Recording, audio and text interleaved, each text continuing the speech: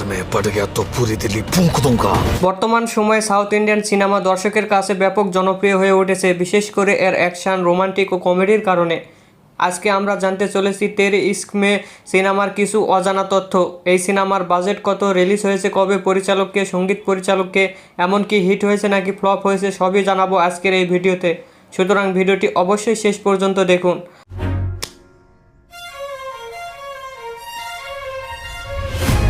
প্রথমে আসি পরিচালকের কাছে। এটি পরিচালনা করেছেন আনন্দ এল রায় এবং মিউজিকে আছেন এ.আর রহমান। প্রযোজনা করেছেন কালার ইয়েলো প্রোডাকশন ও টি সিরিজ ফিল্মস।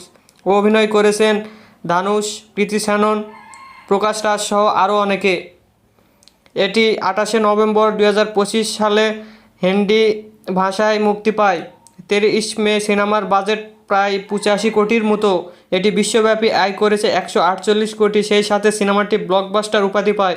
এটি এখন ওটিটি প্ল্যাটফর্ম নেটফ্লিক্সে দেখা যাচ্ছে। আপনারা দেখতে চাইলে অবশ্যই নেটফ্লিক্সে দেখতে পারেন। আপনাদের কি মনে হয় অবশ্যই কমেন্ট করে জানাবেন। আর ভিডিওটি ভালো লাগলে লাইক দেবেন, কমেন্ট করবেন, সাবস্ক্রাইব করতে ভুলবেন না। পরবর্তী ভিডিওর জন্য